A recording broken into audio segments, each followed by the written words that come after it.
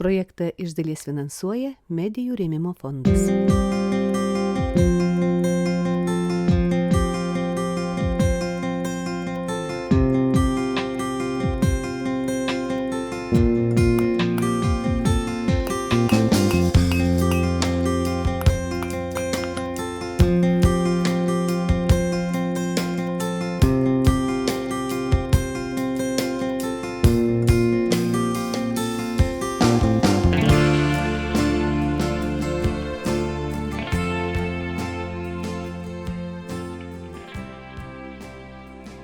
Lietuviškos margaspalvės juostos vienas iš seniausių ir labiausiai paplitusių tradicinių audinių. Tai unikalus tautinis paveldas, turintis gilią istorinę ir simbolinę prasmę. Tai ir simbolių kalba, ir ženklai, perteikiantys mums protėvių pasaulėžiūrą bei meninę raišką. Tradicinės juostos žavi savo rašto, ornamentų įvairovė bei spalvų gausa ir yra laikomos mūsų šalies identitetu. Nuostabu, kad ši tradicija gyva ir ją tęsia gausus būrys juostų audėjų visoje Lietuvoje. Susipažinti su juostų tradicija ir raštais galime iš arti. Kauno kultūros centre surengta paroda Laimos raštais mūsų juostos rašytos. Savo juostas čia pristato Kauno krašto audėjos. Lietuvos tautodailininkų sąjungos Kauno bendrijos audėjas sukvietėm parodyti visas savo juostas. Visos mes audžiam skirtingai, kai kurios juostos, kai kurios juostų kilimus. Viena audėja, Jūratė, visus paveikslus padarė, su pasakojimais įrašė. Ir aš labai džiaugiuosi, kad tos juostos visos skirtingos. Kiekvienos audėjos braižas yra šiek tiek kitoks. Viena mėgsta vieną, kita mėgsta kitą. Ir mūsų ir tos pačios juostos yra skirtingos. Yra vytinės juostos, yra rinktinės juostos, yra pintinės juostos. Net ir turim tų ripsinių juostų, irgi kelias turim. Įvairovė, spalvų įvairovė, technikų įvairovė. Net ir tų vytinių juostų yra vienokios jos, yra kitokios. Kitoj kondlonai yra ten su labai smulkiais bumbuliukais, kaip muziejuose saugoma nuo XIX amžiaus galo. Čia kai kurios pagal latviškas, kai kurio šitą pagal mūsų archeologinį radinį. Žodžiu, kiekviena audėja turi tą savo stilių, savo sritį, ką jinai mėgsta, ką jinai daro ir viską apjungiam į šią parodą. Ir čia, šioje parodoje galima pamatyti visko po truputį, visų tų skirtingų stilių, visų skirtingų raštų, skirtingų spalvų, skirtingų technikų. Kad juosta yra lietuvių kultūroje, tautiniam kostiume visiems lyg ir akivaizdu. Bet kokios tos juostos, jų grupės, audėjos, kas jas audžia, nelabai žmonės įsivaizduoja, kas yra. Tai šiemet pasitaikė proga, kultūros centras kaip priėmė parodą, tai labai džiaugiamės, kad pavyko pristatyti juostas ir audėjas. Ypač džiaugiuosi, kad jaunos audėjos ateina, tiesa, jas reikia ir raginti, ir skatinti, ir puoselėti, ir truputį į priekį pagirti, ir siūlų padovanoti tinkamą spalvą. Čia nėra taip, kad nori, jeigu nori, tegul ateina. Ne, jas reikia vis tiek vilioti ir rezultatas geras. Geras, iš tikrųjų džiaugiamės šitą parodą. Kai išeksponavom, dar galvojom, reikėjo visų juostų pradžias padaryti. Pintinių juostų pradžią, darbinę, vytinių juostų su lentelėmis, rinktinių juostų su visų rinkimu. Gal žmonėm aiškiau, bet į ateitį kitą parodą, kai darysim, jau daugiau padarysim. Juostas parodai pateikė 11 audėjų. Ir nors tai ne visos Kauno tautodailininkės, paroda yra įvairi ir reprezentatyvi. Leidom dalyvauti visoms ir net vieną priėmėm, kur nėra dar tautodailininkų sąjungos narė, bet audžia audėja audžia ir tikimės, kad prisijungs į mūsų gretas. Tai reiškia, kaip ir mes globojam savo narius, bet mielai bendradarbiaujam ir su kitais. Tiesiog norim, kad ta lietuvybė gausėtų, o būryje galima daugiau nuveikti. 11 audėjų pateikė savo kūrinius. Tai jau čia tokia rimta paroda, tikrai, vien juostų, tai Kaune tai labai seniai kažkada buvo. Vieną kartą, kai buvo Lietuvos 100-metis, buvo tada sukviestos audėjos iš visos Lietuvos.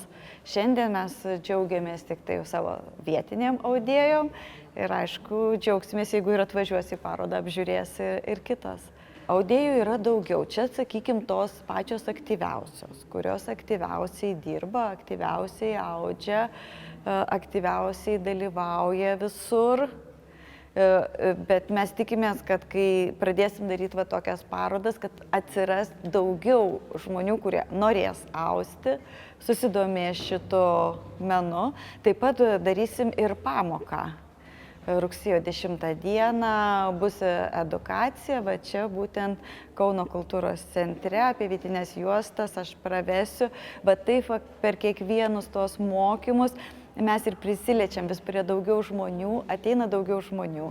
Jie tada įstoja į Tautodailininkų sąjungą, tada mes juos pakviečiam dalyvauti parodose.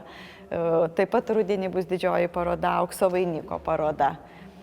Tai va taip ir stengiamės suorganizuoti, kad po šitos parodos gražiausios juostos tada jau galės keliauti į Aukso vainiko parodą. Kiekviena audėja parodoje pristato savo juostų kolekciją. Tautodailininkės Jūratės Bytautės juostos atspindi Zanavykų krašto tradiciją. Turiu aš tų savo juostų, jau ne taip mažai, 19. Tai va, ir atnešiau pasižiūrėti, kadangi mano ta juostų kolekcija yra būtent Zanavykų to pakraštėlio, kur prie Nemuno, kairysis Nemuno krantas, tai va, aš jas ir atnešiau parodyti. Čia visos tos mano juostelės yra panašiai nuo Zapyškio apie 30 km.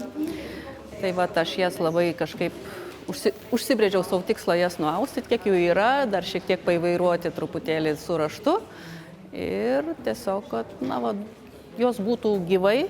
Mano kolektyvas jas nešioja, jos nėra šiaip tiesiog parodinės ir kažkaip norėjosi, kad jos būtų ne tiek knygoj, o ir gyvuotų. Jūratė Bytautė dar ir vadovauja Zapyškyje susibūrusiam folkloro ansambliui Altonė. Tad, kaip minėjo, jos juostomis papuošti kolektyvo dainininkai. Naujostų spalvos ir raštai tiksliai atkartotos iš šiame krašte rastų juostų. Kiek jas galim pavadinti replikom, bent jau stengiausi kuo labiau atitaikyti spalvas ir žinoma raštus, naudoju Singos Nenienės knygą Zanavykų tekstilė ir joje jinai surinkus labai daug yra ir kol kas man dar tos knygos užtenka, bet yra ir tokių muziejinių šiek tiek dar dalykų, kurie dar laukia savo eilės. Didelio Zanavykų krašto juostų išskirtinumo audėja sako neatradusi, nors keletas būdingų požymių vis tik yra. To būdingumo labai, aš kaip ir tokio kažkokio išskirtinumo labai nesuradusi, tik tiek, kad galiu pasidžiaugti, kad yra krašte ir tos tamsaus pagrindo juostos, kai yra ne balta spalva, o raudona ar oranžinė. Man labai smagus tie juostų galai. Kur čia dabar tie juostų galai, truputėlį kitokie negu įprasta. Tai va šitie dalykai man buvo atradimai visiškai ir man vis norisi juos pakartoti ir papuošti juostas ne visai įprastai. Aš negaliu pasakyti, kiek jie grinai būdingi tik šitam kraštui, bet kiek aš esu radus, tai kad būtent šitam krašte žmonės pažaidė ne vien kutus įausdami, bet ir juos supindami. Tai ten dar pusdienį gerą kuitiesi su tais kutais, nesigauna kitaip greičiau, žinoma, daugiau padarytum būtų greičiau, bet kadangi mano tikslas nėra jų kuo daugiau padaryti, o tiesiog kad jos būtų, kad gyvuotų, tai aš leidžiu savo lėtas darbą tokį. Aš esu reikli savo šito klausimu ir jau kiek įmanoma, žinoma, kai išgirsti ypatingų žmonių vastos vandytės, jeigu pageras, supranti, kad gerai eini į tą pusę. Rinktinėse juostose sutinkami ornamentai – eglutė, kryželis, roželė, žvaigždutė, katpėdėlė bei kiti. Įvairios ir spalvos. Zanavykų juostose naudojamos raudona, žalia, geltona, mėlyna, ruda, oranžinė ir net rožinė spalva. Na, šitą juostą iš viso aš turiu jos originalą ir jis toks gerokai yra blankesnis ir labai ilgai galvojau, na kaipgi man tą spalvą išgauti, nes tokios pardavime tokių siūlų nerandu. Bet labai gerai vieną kartą sudalyvavau tokiam seminare, kur rodė apie archeologinės juostas, kad reikia žiūrėti ne į paviršių, o į vidurį siūlo. Ir tuomet supranti, ant kiek iš tiesų ryški ta juosta yra ir kokia ten ta spalva turėtų būti. Na ir žinoma, kažkaip panašiai ir gavosi. Tai va šitą juostą aš kažkaip kaip pradėjau prieš 20 metų dirbti Zapyškyje, aš jas dvi tokias gražias gavau ir jos ir yra mano. Ir va šitą dar. Irgi jos ir yra mano, kaip sakau, motininės juostos, kurios labiausiai užkabino imtis šito darbo. Šita irgi buvo tokia violetiniai nublukusi kažkokia tai. Ir tu, kai paskui randi, kad jinai labai gražiai mėlyna, tam siūlo vidurėlį tikrai smagu. Ir palengvėjo siūlų spalvos paieškas, palengvina gerokai. Margos spalvingos juostos mums tik patvirtina, kad mėgo lietuvaitės pasipuošti, mėgo derinti juostas prie to meto drabužių atspalvių ir tikrai mėgo ryškias spalvas. Taip, tikrai mėgo, ta rožinė čia žinoma, jinai, kaip sakyt, švyti iš tolo, atrodo, prie tos zanavykiškos prijuostės ar derės ar nederės, bet ne vieną kartą esu, kai rengi kolektyvą, būtent uždedi šitą juostą ir būtent jinai sugroja su labai irgi ryškia prijuostė, bet atrodo kaip sukurtos viena kitai. Tas toks labai gana keistas yra, bet mūsų tautinis rūbas toks ir yra, kontrastų principų derinamas, bet žiūrim, kad viskas gražiai suderėtų. Į vieną spalvą neturi sueiti, kažkoks tai tas skambėjimas turi atsirasti tarp spalvų, kurį ne taip lengvai yra išgauti, ne visada pavyksta. Taip, nes spalviniai tie tu eini ir dėlioji, galų gale pagal nuotaiką dėlioji, kai jau turi iš ko rinktis, tai ir dėlioji. Ta liemenė, ta prijuostė, tas žmogus ir žiūri, kas labiau tinka. Išskirtiniai parodos eksponatai – juostų kilimai. Juos sukūrė tautodailininkė Aurelija Rukšaitė. Audėja tęsė juostų kilimų tradiciją ir už juos yra įvertinta aukso vainiku. Aurelija pasakoja, jog ją šiems darbams įkvėpė istorija apie Nemajūnų juostų kilimą, sukurtą dar XIX amžiuje. Jis surištas iš 64 jaunamarčių juostų. Ne vienoje iš juostų nėra įausta data, todėl tikslus kilimo amžius nežinomas. Istorija pasakoja apie tai, kad viena Nemajūnų kaimo jaunamartė savo jungtuvių dieną padovanojo klebonui pačios rinktinės raštais išmargintą juostą. Manoma, kad čia dovana tikėtasi Dievo malonės būsimai šeimai. Vėliau jos pavyzdžių pasiekė ir kitos merginos, o laikui bėgant tai tapo tradicija. Per ilgą laiką tokių juostų susikaupė gana daug, tad, kad juostos neišsimėtytų, parapijos moterys nusprendė ją susiūti. Aš kaip paskaičiau, kad buvo tradicija, kad neždavo juostas ir siūdavo į kilimus, man labai parūpo. Ir dar sovietų laikais aš į Vilnių važiavau į fondus ir aš kai pasižiūrėjau kilimą realiai, kaip jisai atrodo, aš supratau, kad kada nors aš tokį nuausiu. Tai tokia mano, grinai niekas manęs taip jau labai nesakė, aus kilimus. Tiesiog man buvo tas, kad aš galvoju, man čia įdomu, man įdomu iš viso, kodėl jas susiūdavo. Vis tiek čia jau buvo katalikybė, o neždavo tas juostas su raštais senoviniais, su visais. Ir iš tikrųjų tie raštai, nepaisant, kad, sakykime, dabar galbūt, daugiau apie susijusimą, apie ką, man yra svarbiau raštas. Jisai galbūt dabar, visai, hipotezė sakoma, ne ką jisai reiškia, bet jisai kažką reiškia, tai yra tikrai. Ir man buvo tas labai įdomu, tuos kilimus, tuos skirtingus raštus derinti, tai kažkas fantastiško. O visai neseniai aš visos stebuklai išgirdau. Tumėnas parodoj vienoj, kai ten žiūrėjo tuos kilimus ir priėjo prie mano, manęs tada nebuvo, bet aš tiesiog per televiziją girdėjau. Tai pasakė apie tradiciją, kad reiškia Prūsuose buvo tradicija pirmoji jaunavedžių naktis. Tai apskritai toks sakralumas fantastiškas. Tai aš galvoju, wow, gerą darbą darau. Aš ne tai, kad man kažkas įkvėpė labai už aukščiau ar žemiau. Aš tiesiog žiūriu, kaip ją matai juostas, ne per daug kažką. Bet dėl inspiracijų tai vis tiek žiūri knygas, žiūri kažkokius tai dalykus. Pavyzdžiui, šitas mėlynas kilimas yra, dabar kaip tik išleista Vandytės, yra ta juostos kilimuose. Ir ten viena juosta buvo būtent taip paskaidyta mėlyna. Tik aišku, raštas mano kitas, čia daugiau svastikos įvairios išauginimais. Bet pats principas man šovė į galvą buvo būtent žiūrint tą knygą. Pavyzdžiui, šitą kilimą, tą raudoną kilimą, tai apskritai man siuvinėjimai.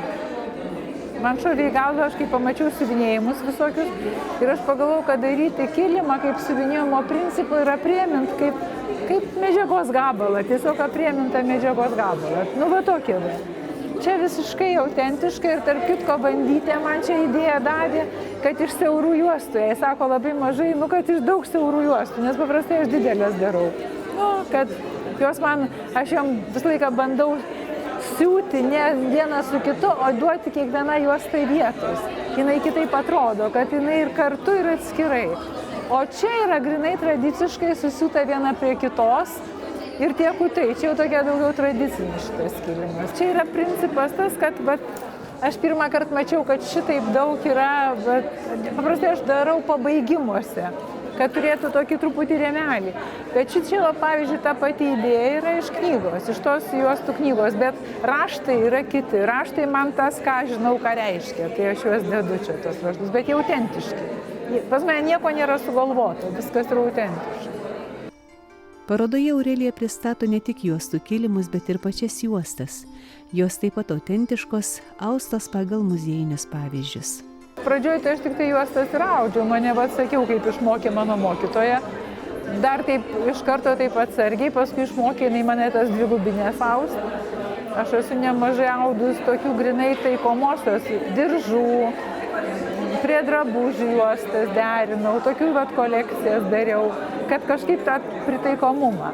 Bet paskui tie kilimai, man aš pagalvojau, kaip interjero detalė jinai gali būti irgi. Kas supranta, kaip interjero detalė jinai irgi gali tą tęstinumą įgauti. Ne tik tai, kad prie drabužių, bet kad apskritai būtų truputėlį 21 amžius atsirastų tam visam audime. Tai iš tikrųjų tai tokia mano idėja yra.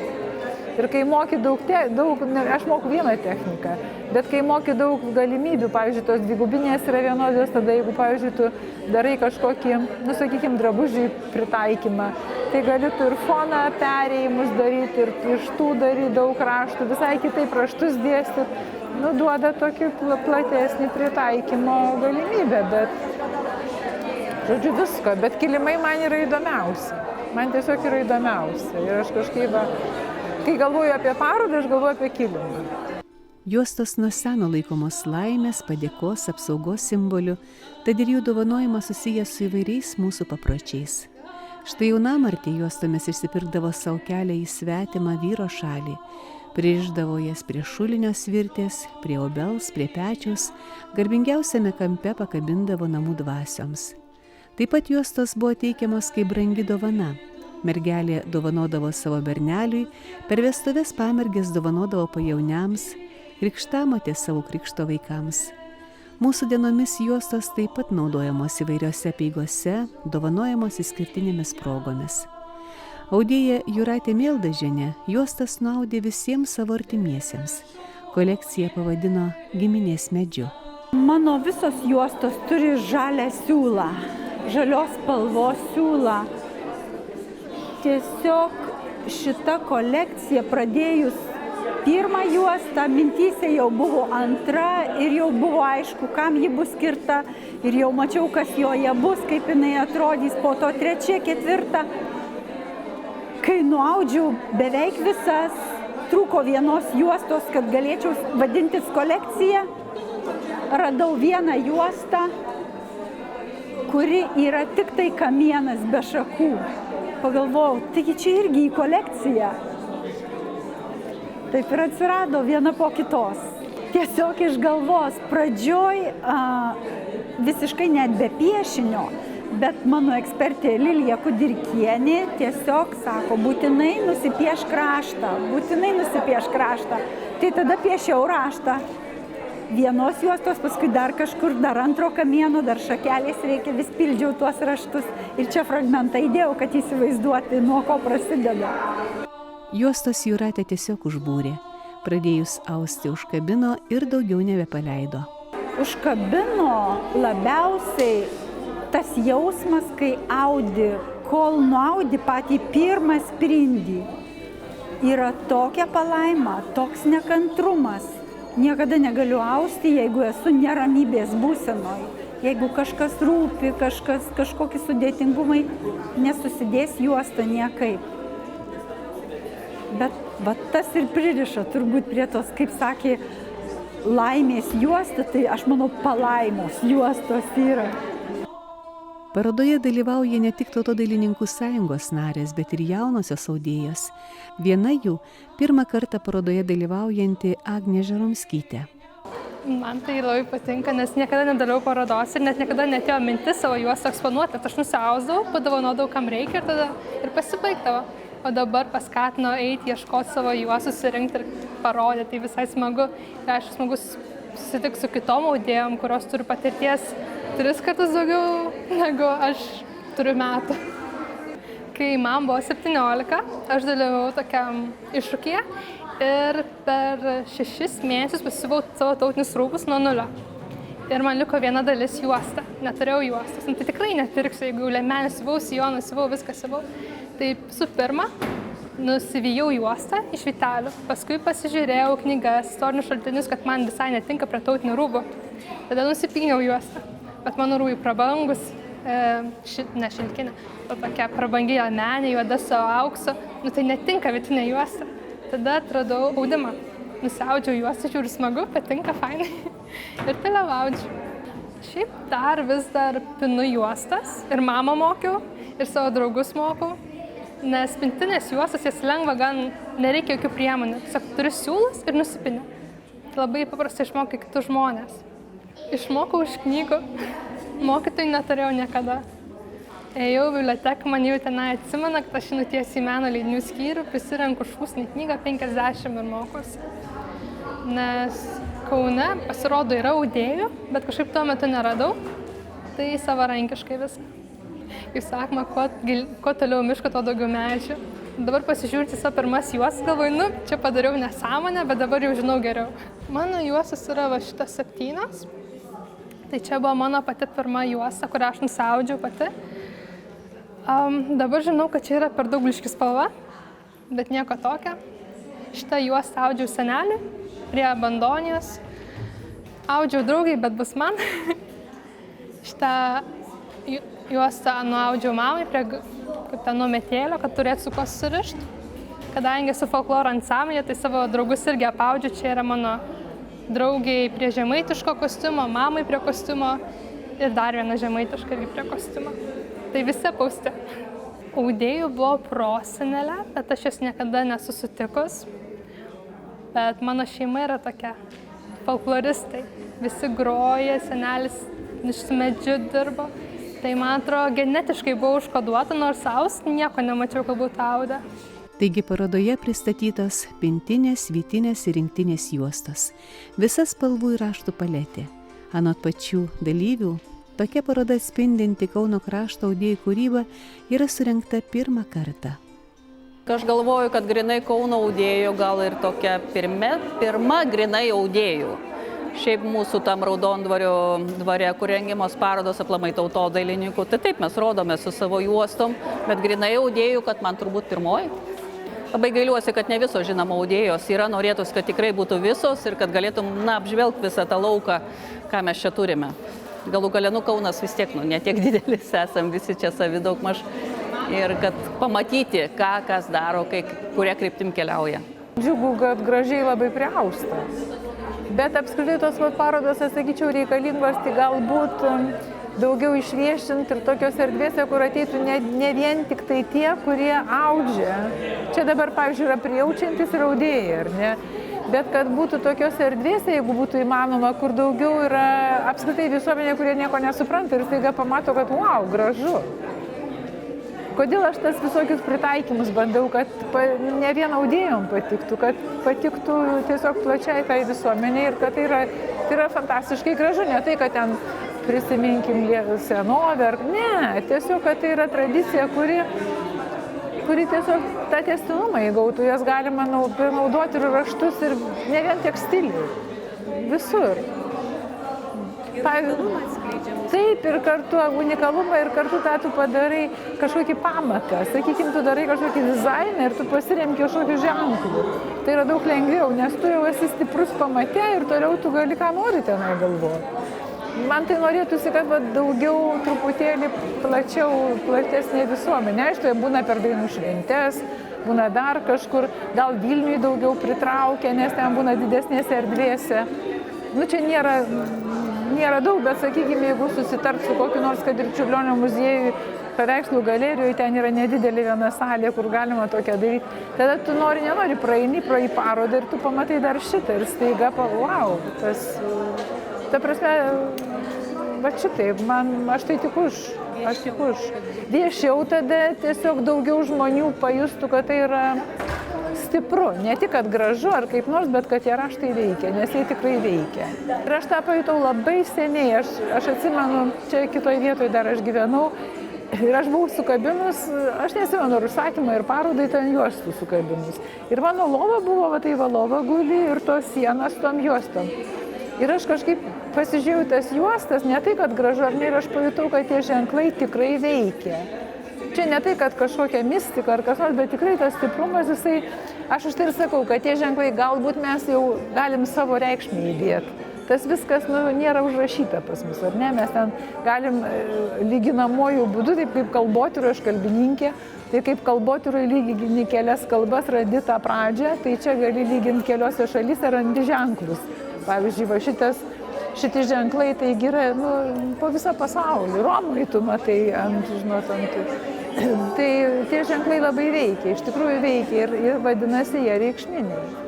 Jie ne taip savo, kad aš sugalvojau, taip kažką galvodamas, ten aš vis tiek su malda susiję, ar ne, kad kažkokie ženklai, kad maldau aš tą papaišiau lygiai taip pat kaip kažkokios maldos senovinės, kad Dieve tą prašau padaryti, ar taip ženklai aš įsivaizduoju, kad turi tą prasmę.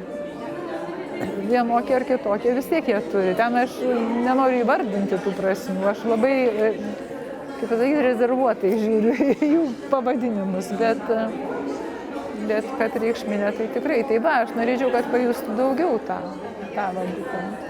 Aš nesitikėjau, bet tikrai visos kažkaip kaip vienos gildijos žmonės tikrai džiaugiasi, aptaria, kalba, tikrai turbūt gerai viskas. Einam gerų kelių. Ypač rinktinių juostų. Žino ir spalvų derinimo dėsnius, ir taisyklės, ir kompozicijos taisyklės, ir raštus, bet jos vis tiek skirtingos. Vis tiek skirtingos, kiekvienos audėjos.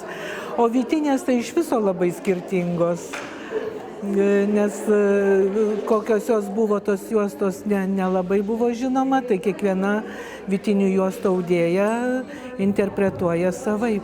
Pasižiūri ir iškart žinai, kieno juosta. Taip, pasižiūriu šitas juostas, aš irgi jau atpažįstu. Nes čia yra Ritos Budrevičienės juostos. Pas jie irgi yra savitas truputėlį toks audimas ir ją iš karto matai, kad jinai. Kitų autorių gal netiek įsižiūrėjus. Kilimai irgi būna ganėtinai aiškios autorystės. Tai va toks, į ką dažniau žiūri, pasižiūri, žiūri, kaip žmogus dirba, kiek suaudžia, kaip ten ką. Ir matai, su vytinėm irgi lygiai tas pats. Labai žmonės skirtingai ir spalvas derina, ir atrodo tie patys raštai, o skamba visiškai kitaip, labai visi saviti yra. Seniausiamis yra laikomos vytinės ir pintinės juostos. Lietuvos archeologinė medžiaga rodo, kad ankstyviausios vytinės juostos siekia 2 amžių. Nuo 10-ojo jau aptinkamos ir juostos austos iš spalvotų siūlų. Vienas geriausiai išlikusių pavyzdžių – Paragaudžio kapinyne aptikta 10-11 amžiaus ornamentuota juosta. Jos ornamentas būdingas ir 19 amžiaus suvalkiečių bei dzūkų juostoms. Vilniaus žemutinėje pilyje rasta juosta puošta žalčiukų ornamentu. Šiuos bei kitus radinius mūsų audėjos atkartoja, kuria replikas, kad išliktų autentiški pavyzdžiai ir kad būtų perduodami iš kartos į kartą. Juostų raštai lyg upės tekmė, lyg gyvenimo vingiai spalvoti. Bėgu, pasisemti iš versmės mūsų protėvių mums dovanotos.